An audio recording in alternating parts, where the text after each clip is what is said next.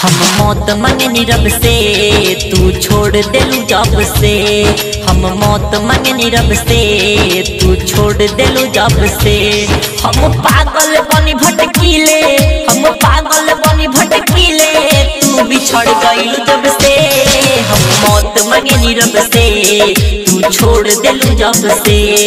हम मौत मंगनी रब से तू छोड़ देलू जब से।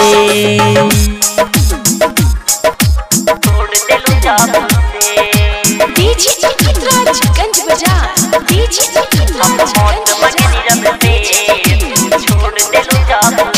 चलल जाला ना डगरिया हसे गवा नगरिया लुकावा नामा धैला सुना हमर लफेरिया।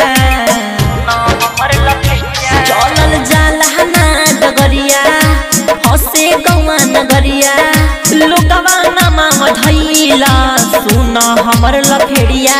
नजर में गिरा दिहलू, नजर में गिरा दिहलू हमारा के सबसे।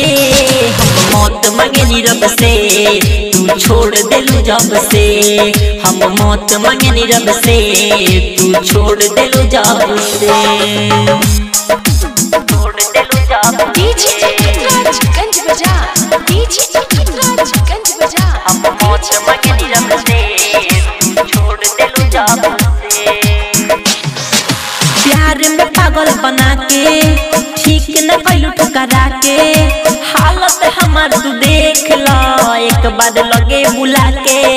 एक बार लगे बुला के प्यार में पागल बना के ठीक न कैलू ठुकरा के हालत हमार तू देख ला एक बार लगे बुला के। कैसे जियत बानी, कैसे जियत बानी जिंदगी में गम पाके। हम मौत मंगनी रब से तू छोड़ देलू जब से।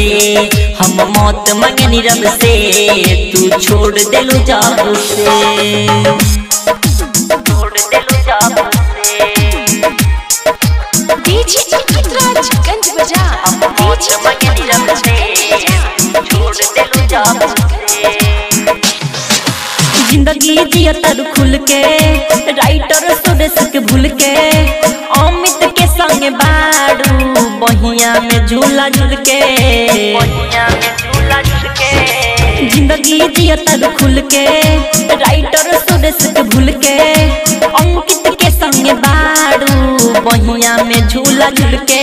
कौमी का भैलनी किस से, कौमी का भैलनी किस से तू छोड़ दिहलू हब से। हम मौत मंगनी रब से तू छोड़ देलू जब से। हम मौत मंगनी रब से तू छोड़ देलू जब से। रिकॉर्डिंग स्टूडियो रोशनी म्यूजिक।